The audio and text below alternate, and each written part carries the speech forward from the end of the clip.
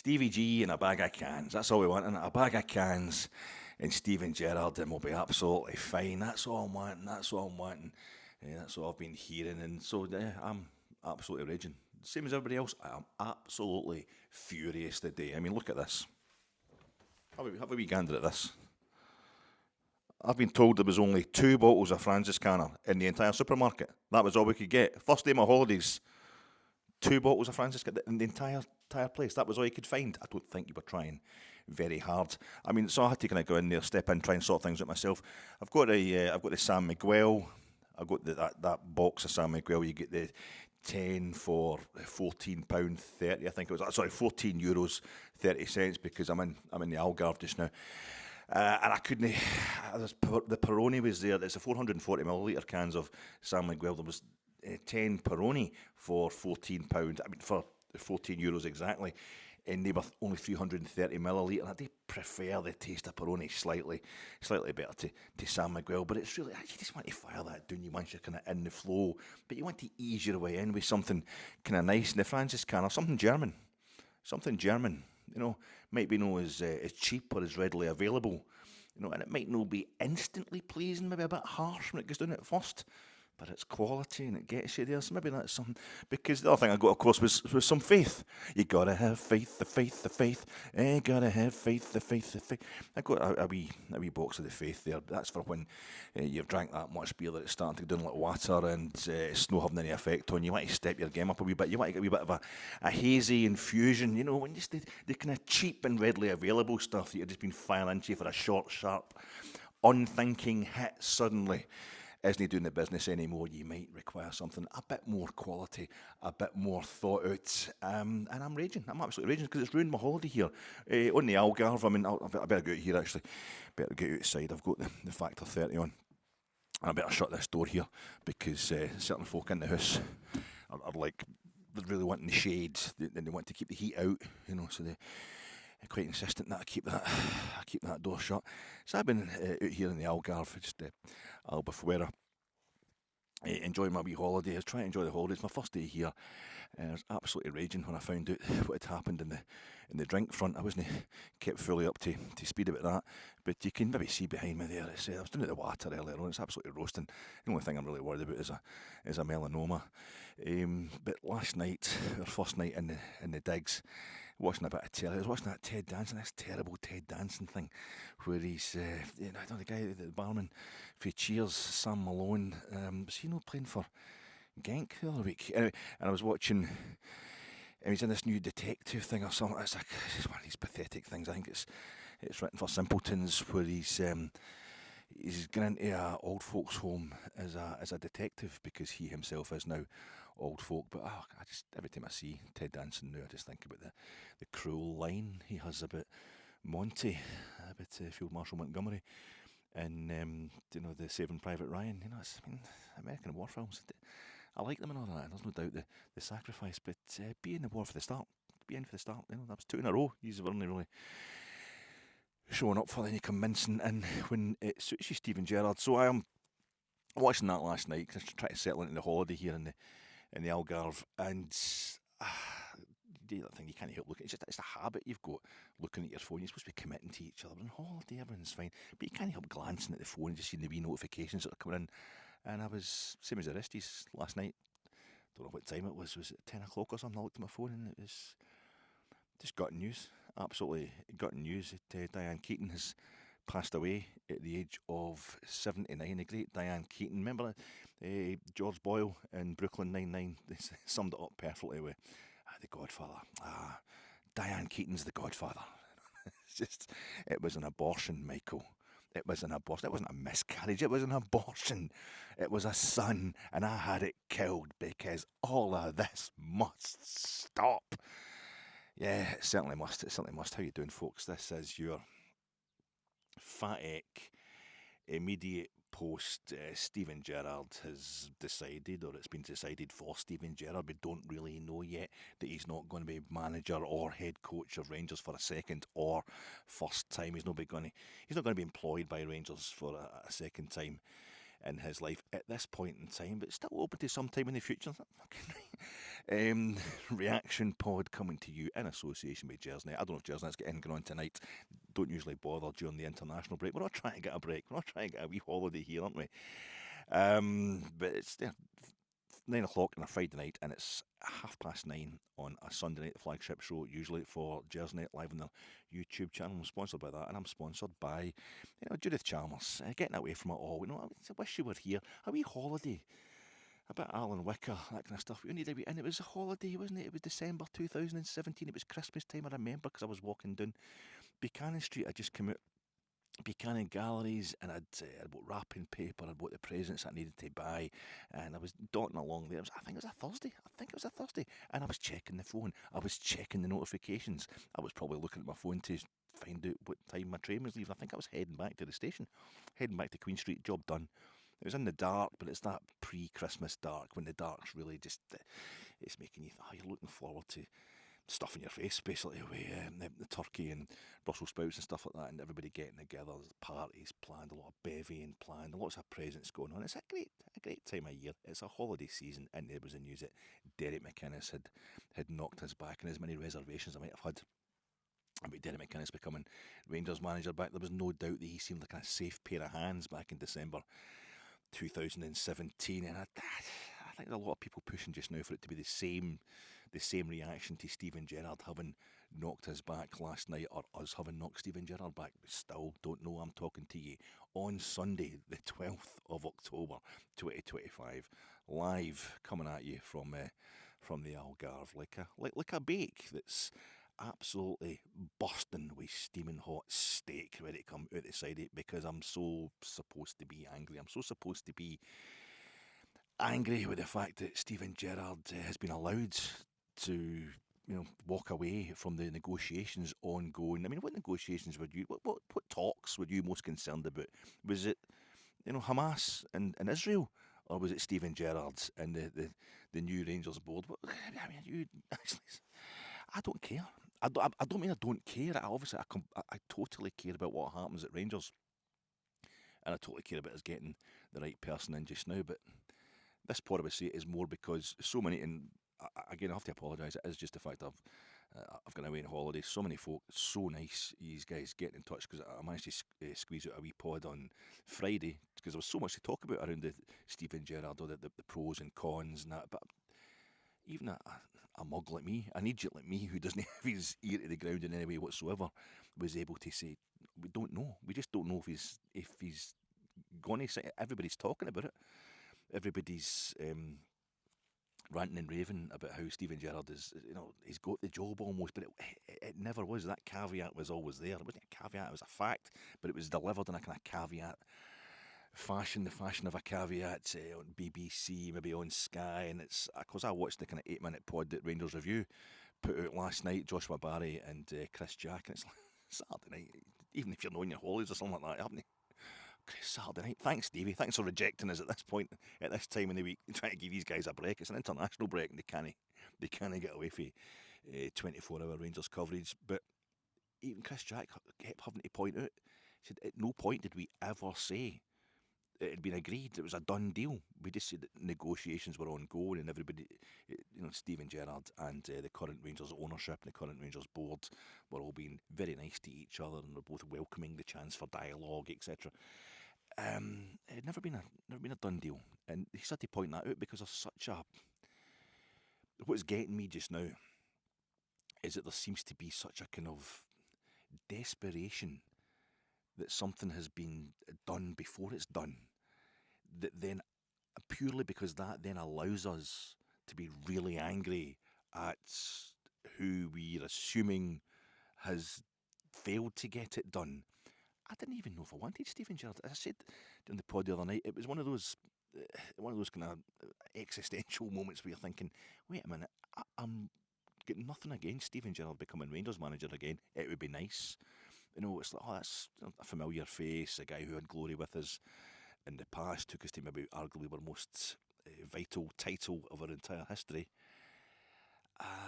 But at the same time, I wouldn't have been any way nonplussed if he didn't take the job. There's plenty of demerits to his name. That is he motivated enough? Does he have the kind of the lust that he had to push forward when he was a young man? Really, just at the end of his playing career had just ended maybe a year or two before. He had a bit of coaching the Liverpool underage teams, but that was it really when he arrived at Ibrox the first time. So it's just sheer drive, and I also I felt obliged to do a wee bit in that pod. It's because so many of you have been getting in touch. Sorry, so many of you have been getting in touch to go, it's not happened, Alex. It's not happened. And I hate the idea that you're thinking Alex needs to know. He's away to the Algarve there on holiday, doing the cocaine and what have you. He'll be absolutely gone. He'll know, and because the last pod I put out, it looks like he still doesn't know Stephen Gerrard is coming or no. Oh, I don't want to be the one to tell him. Somebody's got to tell him. I know, folks. Thanks very much. It's really nice he's get in touch, and I'm so sorry I've not been able to get back to everybody, but I don't worry. I heard the news. Thanks, folks. But I was just having a wee chat about it on Friday and saying he was never a coach. Stephen Gerrard was never a coach, and the new owners have been putting in this new infrastructure, which we really need. It's absolutely vital to the running of a top modern football club, which is what we should be. Stephen Gerrard coming in, when he first arrived at Rangers as manager back in 2018, he made a big deal of the fact, he was very open about the fact that he was too busy playing football at the very top level to have get into the detail, the research, the study, the kind of coaching training, taking the badges, taking all the courses that are required to become the kind of top level guru type coach that every team needs. Now, there's something going on with the Rangers support just now because there's been such a reaction against Russell Martin, not just the fact he was singularly failing with his team on the pitch. I think that's been connected with his personal politics, which has led to us confusing. I mean, veganism. I don't think in Russell Martin's case that was even political. I think it was just he had there was stuff up his stomach. It was about his diet. Giving him a hard time as a professional footballer, I need to get that right. So I think he got into veganism for that reason. But he's voted green and he's dabbled in a bit of Buddhism. I think it was just as a breathing exercise, a bit of meditation, whatever, as much as anything else. But I think that get wrapped up in or confused with his kind of perhaps ideological approach to his championing of kind of zealous championing of possession football, attacking football, possession for possession's sake. A lot of people were seeing it that way, and it was all kind of we want to reject all this modern stuff. And the people don't want to reject anything modern, because you're just football is up to date. It's right now. We're playing the game right now. You want to be the best right now in modern times. They're automatically modern times because we're living in them. They're the most modern times there possibly are. You don't want to reject Rangers winning just now. I don't know what. It's a really strange thing that's going on just now.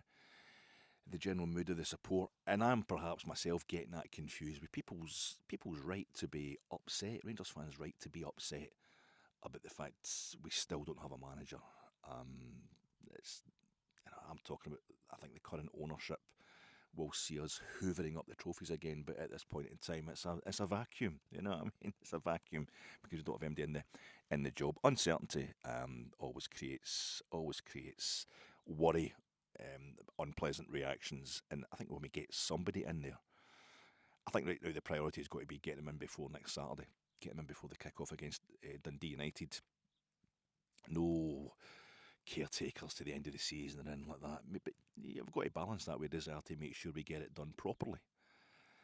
But I'm more concerned about the moods or the sort of fashion. I don't know just now, which I already in the last few hours I've seen Rangers fans getting really angry that the Kavanagh and Marath were talking to Stephen Gerrard just so he would buy tickets for the Dundee United game. You should have been going to the Dundee United game anyway. You should always be going to watch Rangers. It's a privilege. It's great. We might not have been playing too well recently. Might have been playing terribly recently. But you're still going to support Rangers. Who else are you going to support? You know what I mean? But it's like they're conning us. I don't think they need that amount of money. I think they're able to kind of wait out the drop in 10,000 tickets being lost per Europa League game, and with the extra 10,000 tickets that would be sold next week. Most of Ibrox is still season ticket. That's not going to be a problem. I don't think there were they wouldn't want to betray our trust in that way. They know that we can think further than 2 weeks down the road. We would remember a move like that in the future. So I don't think that's been the.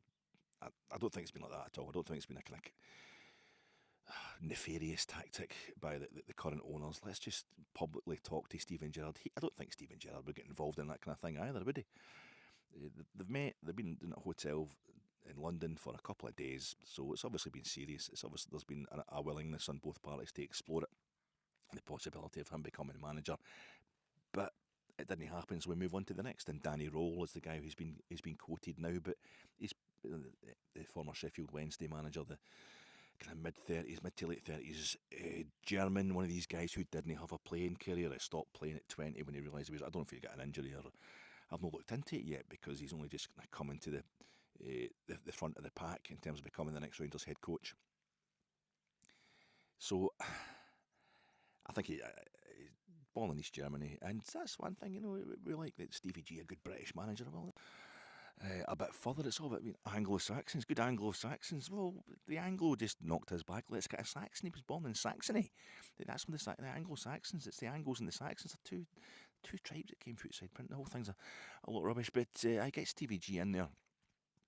No, that's not working right. The Anglos knocked his back. The England International. Let's get this. Well, you've made your point, Alec.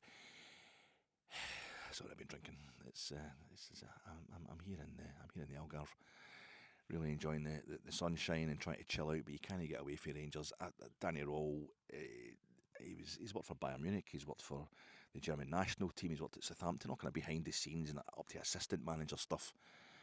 And then at Sheffield Wednesday, he was there at a really bad time. I just saw Jonathan Norcroft on Sky talking about how he kind of galvanised the Sheffield Wednesday fans to get on his sides at a time where the club was under really bad ownership. He's maybe the guy we need because of that. He's maybe the guy we need. And my inclination, I have to be honest with you, is kind of fuck you, Steven Gerrard. I'm really no. I think maybe that's something we can't deal with. He's knocking his back. He's not ready for it. He's not ready for it.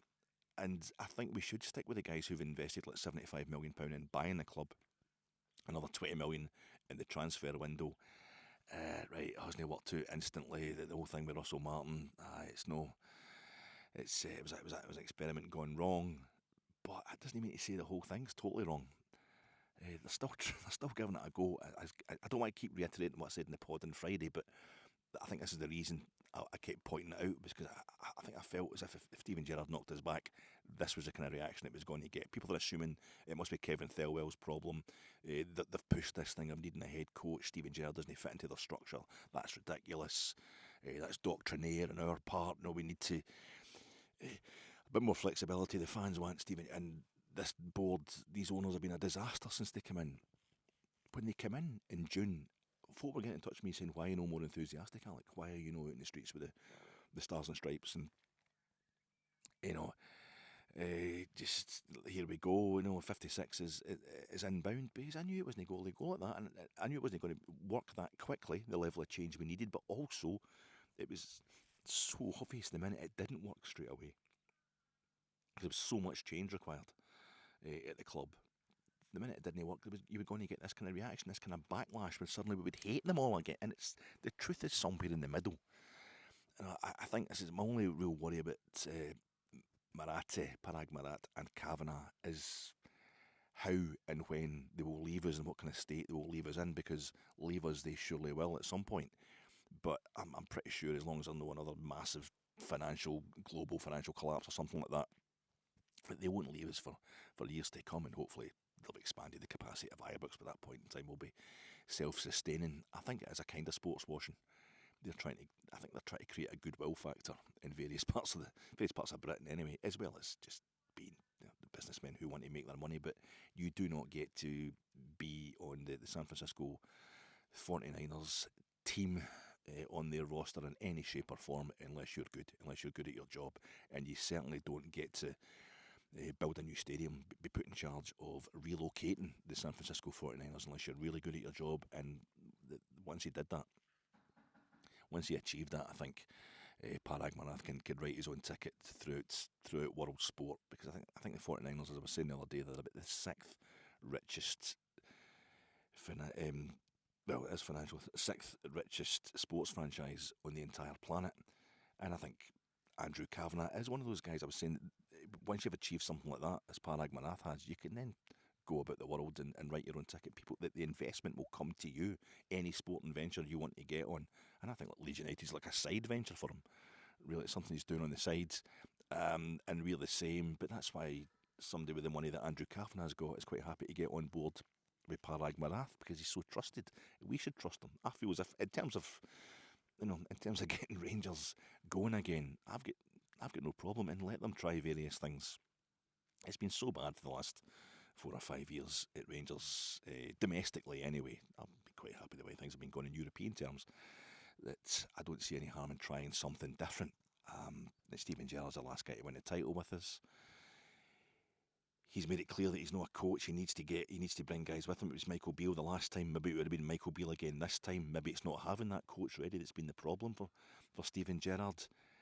But I think we can't help thinking that, like Kevin Thelwell, and perhaps Patrick Stewart, because of the new structure we've got at the club, that Marath and Kavanagh are putting in, because they know that's what's required, that maybe Stephen Gerrard isn't fitting into that. As I was saying on Friday, he would come in as a manager who's going to bring in a head coach, whereas I think, that's where there's a clash with Thelwell's role, because Thelwell needs to be the guy who's directly above the head coach. So, I don't know. I can see why people are thinking that's what's happened. Maybe that is what's happened. Gerrard just can't fit into the structure of the present club. Yeah, the club at present, but that structure's been put in for a reason. It's been put in by experts, and Stephen Gerrard won one title with us. I'm going to get on board with the Celtic fans, kind of bitchy little 1 in 9, one trophy out of 9. It was the trophy. It devastated. It stopped them winning 10 in a row. What is the other thing? It's St John's. St Johnstone won more trophies than News that season. This is coming from Celtic fans who won nothing that season, 2020, 2021. And as I said before, if that's the case, if a League Cup and a Scottish Cup mean more, add up to more than the league title, then that's fine. Rangers and Celtic have both won one European trophy, and they're both exactly the same. They're both of exactly the same innate worth. But it was, if you look, strictly speaking, he only got us to one domestic cup final, Stephen Gerrard. It was because, the club was having to be completely rebuilt. The squad was having to be completely rebuilt. It would take him more than 3 or 4 transfer windows to get it to the kind of stage he wanted it to be at. It wasn't exactly an overnight success, which just proves that we need patience, because when he did win that title, my God, he won it without losing a game. 6 draws, 32 wins in the league that season. It was a thing of absolute beauty. But the one major thing that was wrong with it was we weren't there. We've not been there to enjoy these title triumphs, or that title triumph. We've not been there to enjoy title triumphs with the team since 2011. And 14, it's going to be 15 years minimum of waiting. It's no wonder that we're getting a bit knee-jerk. We're wanting to lash out. As a football supporter, you just want to emote. Real life is difficult. Real life is complicated. You go to your work and your gaffer's a wee idiot who's just mouthing off because he's your superior, and you know that, in another occasion, if you just met him in the street or whatever, you're total strangers, you would leather him for any cheek he was giving you, something like that. Or there's a guy at your work who would leather you because he's a big absolute big bruiser, and he's just an idiot, but you can't tell him that because he'd get you doing. Real life is full of these kind of complications, these little subtleties, these complexities, these compromises. When we go to the football, it's like a mini holiday. You go to the football when you want to just have life simple. These guys in blue, that's the team I'm supporting, and everybody better go on board with it. Everybody in this stadium who's wearing the same colours as me, we're all thinking exactly the same way, and we're better than everybody else. And it's obviously it doesn't work out like that, and it's getting more and more kind of politically fractured within the support the longer we go without winning anything, as we all try to work out our various ways of getting back to kind of regular ultimate glory domestically. I just feel as if I'm not exactly panicking. I'm not in any way devastated by the fact Stephen Gerrard has rejected us. A wee part of me is a bit relieved, because I don't think he'd enough, just basically momentum enough. We'd no momentum because he hadn't had a job since January. I mean, he gets sacked by El Ettifaq in Saudi Arabia. Was unable to kind of do the business at Aston Villa, having get rid of a few of the coaches he had at Ibrox, so them going their separate ways. Michael Beale, etc. it hasn't really worked for him since he had that one title triumph, and I feel that for him to come back, he's got to have more. A lot of Celtic fans have got major problems with Brendan Rodgers just now, but they've also got major problems with their board, not giving Brendan Rodgers the money he perhaps requires. But Rodgers, the way he left the club, didn't help maybe some doubters in their attitude towards him at Parkhead. But he's not had quite the same momentum since he's been unable to get that treble at the end of last season, and that's where Celtic are used to winning treble upon treble. That's a bad thing. That's a badging for him. He was just winning everything and going an entire season unbeaten domestically the first time he was there. But the situation's changed. He wasn't able to do that anymore, but he's got enough kind of just knowledge and momentum and experience of winning in the bank to be able to get enough out of it just now. He's probably not going to last much longer this season, Brendan Rodgers, but he's been able to get a couple of titles, and that's the main thing. As a manager of either of the old firm. Steven Gerrard wasn't at that level. He hadn't got to that level. He just had that one title, and it's no worked for him in the other two jobs he's had since then. I'm not bothered, to be honest. It'd be nice to have him back as the icon, as a guy we can all get behind, and I think that's what we're looking for. We're looking for something that we can just cheer. And as again, I was just discussing this on Friday. I've been discussing it all season, really. As soon as we realised that it was a matter of waiting to see if it wasn't going to get any better under Russell Martin, rather than just. And that was the best it was getting. I think I was one of the few folk who was saying, "No, don't sack him just now," but it was just to make sure. It's just make sure. It was never, he had a couple of really good performances, Russell Martin, but it was never a case of this guy's the Messiah. It's definitely working. It's going to be fine. You were always thinking, right, that's something else that he hasn't done. That's something else he's got wrong. Let's just tick off all the other things. And last Sunday at Falkirk, that was it. There was more demerits than he was ever going to be able to come back from. But I just, since then, we've been kind of surmising who could we get in, and it was always Gerrard. Gerrard was the one that the kind of, maybe the louder elements of the support wanted, folk more desperate just to have a hero. Who the hell can blame us for wanting a hero? But we don't really have one. And I think Gerrard's influence at Rangers when he was first here is being blown out of proportion just so we can have an icon, somebody to focus it on, and somebody to focus our kind of love on, so that we'll have a guy coming down the tunnel, in the shirt and the tie and the wee cardigan and the blazer and all that we can, yes, this is the man, we can get that feel good factor going again. Just to give us something to cheer short term, because we don't have any trophies to cheer. Don't have any major victories. Don't have any. One victory, a last minute winner, an injury time winner at Livingston to cheer in the league this season. It's a kind of, I think it was always a substitute for actual proper glory. It was a short term hit that we all needed. As I was saying before, I felt as if after the Russell Martin thing, we just all needed a cuddle, and we needed something that could approximate to the return of Walter Smith after the Paul Le Guen era, because that was the nearest thing we had to compare the last situation with, right down to the falling out between the head coach and the star midfielder. But Walter, we're not going to see anything like that again in our lifetime. But we're going to have to kind of start again, and we don't want to know about that because we don't have the patience, because it's just taken so long. But we're going, I think that's what the new owners are facing as a kind of cultural problem this season. They're basically having to start everything again. They're having to rebuild the entire infrastructure of the club, and we're sick of being told every season for the last 3-4 seasons it's a rebuild. Well, it's not. We're still rebuilding the following season. We're still having to start again the following season. That can't be right. It is right. It makes sense. It makes financial and just factual sense. Obviously, we're having to bring in directors left, right, and centre to try and fill out the club, to try and fill out the executive, the board. That everything's going to take a while. So I would rather have somebody in there who's going to be there for the long run as a manager. Head coach. And I'm actually more excited, I think, about Danny Rule than I am about Steven Gerrard. That's not just me changing my partner, but to suit the circumstance. Because I think it'd be a lot easier right now to be giving it this whole thing. If it's definitely Patrick Stewart and Kevin Thelwell's fault, and it might well be, they might be getting sacked, they might be getting the boot, but we're surely not starting to talk about hounding out the guys, and the multi-millionaires, the 49ers. Just is it getting to the stage? It's just because we can, just because we think we can. I don't know. It's becoming bad. My name's Alec Anderson. Everybody's talking at me. They don't hear a word I'm saying. Only the echoes of my mind. People stop and staring.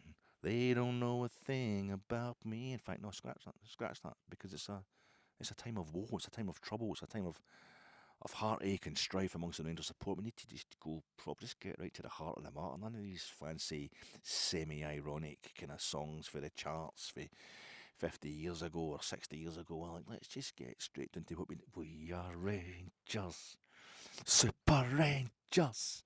No one likes us, including us, seemingly. I mean, what's going on, folks? Let's just chill out. Even that song, do you know it's to the tune of a song by Rod Stewart, who supports Celtic? Is that how much we actually hate ourselves? We are singing a song about how everybody else hates us, but it's actually written by a guy who hates us and us, but though his politics are embarrassing Celtic. So maybe we should start championing Rod Stewart. Oh no, anyway. We need to. I'm talking to you on Sunday, the 12th of October, as I say, just hear from the Algarve after Steven Gerrard has knocked us back. I think if the board want to go for, if the new owners really have crapped themselves at the reaction to this, and I think the fact that we're approaching Steven Gerrard in the first place means they've decided they maybe need a wee change in policy, they need a wee crowd pleaser to tide them over just now. Getting away from their own stated policy by going for an old-fashioned manager, going for a personality as opposed to somebody who's good at the job, then maybe they would look to Derek McInnes now.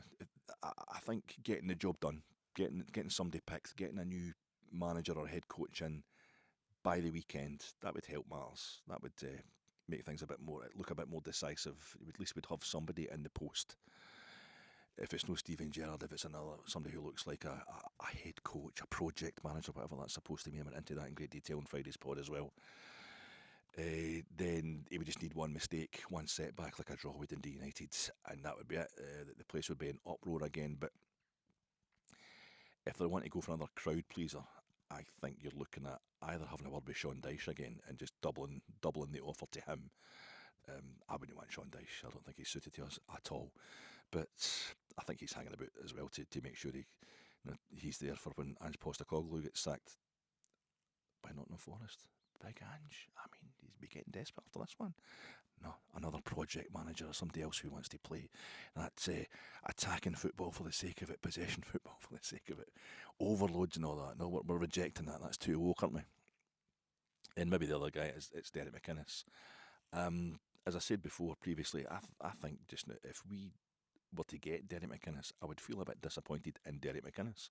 I would feel, walking out on Hearts with the chance he's got to become immortal this season. You think he would want to at least give it to the end of the season, to join the ranks of Sir Alec Ferguson, Jim McLean and Willie Waddle, the last three guys to have actually won, Bob Shankly before that, the last four guys to have actually won the title in Scotland with a club outside the old firm. But apart from that, also, a couple of years ago, Derek McInnes was in charge of, not a couple of years ago, last season, Derek McInnes was in charge of Kilmarnock. He was a couple of years ago, or 3 years ago, he's getting them out of the promotion playoff against Arbroath at Rugby Park. Now we've been in that situation. We've lost the promotion playoff to Motherwell. So I'm not being snobby about it. It's just, is that the level of manager we're really looking for? And also Steven Gerrard, that's a guy who's knocked us back before, so to be knocked back twice by two different... No, it's three times. I saw Tom English the day, always keen to whip things up even further. Tom English, he was saying we've actually been custard pied by him three times because the way he left us to go to Aston Villa, Steven Gerrard. So I actually agree with that. I think I'm done with the whole Gerrard thing. He can do one as far as I'm concerned.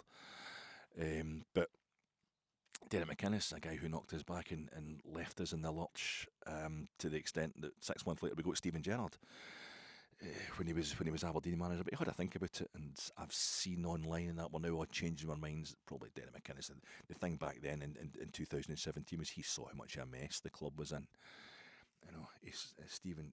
Derek McInnes recognised that just putting on the tie and putting on the suit, wearing the club merch, having the club look, the Windsor tie knot and all that kind of stuff. Charles Green had that. Some of the absolute. Graham Murty, all that, just down to incompetence. Graham Murty's a nice guy. Charles Green, a complete scumbag.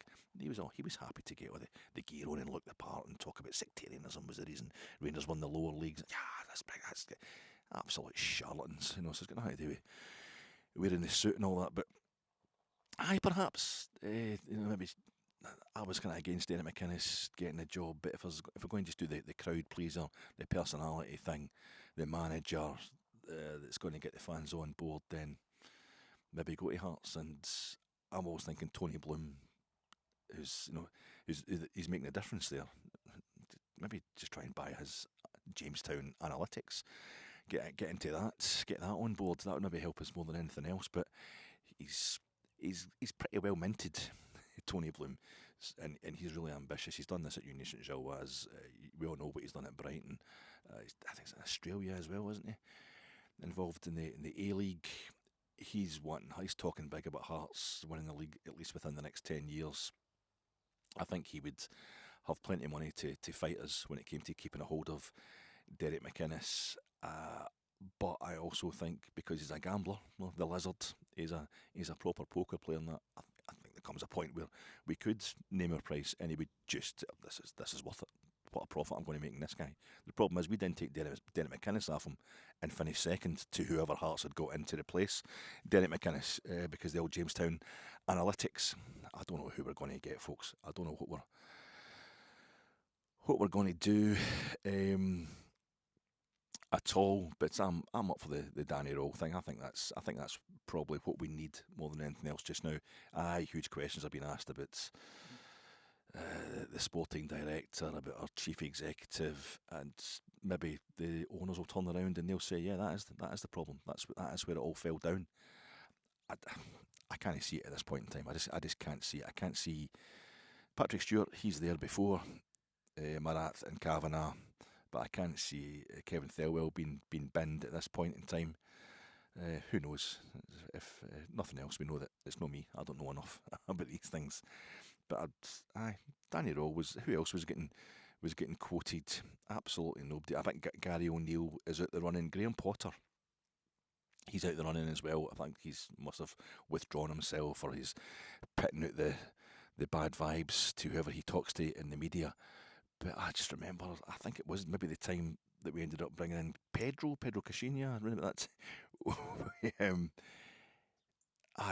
That was when McInnes knocked us back the first time. I remember going into the stands at Ibrox, and there's a fella who's still, season ticket area in the main stand, and a guy who sits along for me, but it must have been his a pal or his brother or somebody that he'd brought along. And we're all just standing before the game chatting, but this fella just going, it's Graham Potter. No, it's Graham Potter. No, I know somebody who is blah blah blah. Who's married to the guy who mows the grass at, where would he be at that point? Brighton? I can't remember. But it's gone. No, he was still in abroad at that point. It's definitely going to be Graham Potter. That's who we're getting in. So maybe he'll get to have the last laugh, that fella. He can come back and say to me, you mocked me, 8 years ago, Mr. Anderson. But there it is, it's Graham Potter. I don't think so. More chance at Harry Potter. That's who we need. I am not the Harry Potter. Aye, folks, I'm going to maybe go down to the pool later on, just down the front there, and try and have a wee chill out. But Steven Gerrard has knocked us back, or we've knocked back Steven Gerrard. It's not going to happen. And just to record the fact that this idea that all Rangers fans are up in arms about it and totally raging, it's just not true. It's just not true at all, and the evidence is there in my wee kind of lukewarm podcast from Friday before we knew exactly what was happening. All we knew at that point was it was getting closer. We're having negotiations, but nothing had been signed. I say I'm try to chill out. I hope if you are having a wee holiday at this point, the school holidays, the October holidays, you are all enjoying them. I've just been doing a bit of bird watching there. You see, just chilling out. But this morning, early hours of this morning, I think it was about, I don't know, 3 o'clock, not about 5 o'clock in the morning. I woke up. It's a kind of attic room, in the digs here on the south coast of Portugal. And I was, that's a bit, I need to open this the kind of Velux window. I didn't want to open it. I was sitting reading. I couldn't read anyway, I was pissed, but I was reading earlier before I put a light out, but I thought, I don't want to open that because there'll be probably some kind of tropical bats or something. We'll get in a massive Portuguese moth, a man of war moth or something, will get in and kill us and we'll sleep. So I waited until, just put a light out, passed out, of course, and it's like you wake up at like 5 o'clock in the morning, busting for a pee. I thought, I'll crack open that Velux window. So I cracked just a wee crack in it, wee crack in the Velux window. Opened up a wee bit, and then back to bed, passed out again. And I woke up 8 o'clock this morning, and I could see the sun just come up over the hills over there. It's a brave new dawn, doesn't it matter that Stevie G's knocked us back? Everything's going to be fine. And I noticed this beautiful cobweb. It's like the first thing in the morning. The morning dew is hanging off the cobwebs. And if there's sun behind it, it kind of lights it up. It's really almost kind of crystalline. It's a beautiful thing, especially when you're on holiday. You don't have to get up, but you can. If you do get up, it's just so you can start drinking earlier. I thought, that's absolutely gorgeous. And I'm thinking, oh wait a minute. And the cobweb is hanging from the top of the Velux window.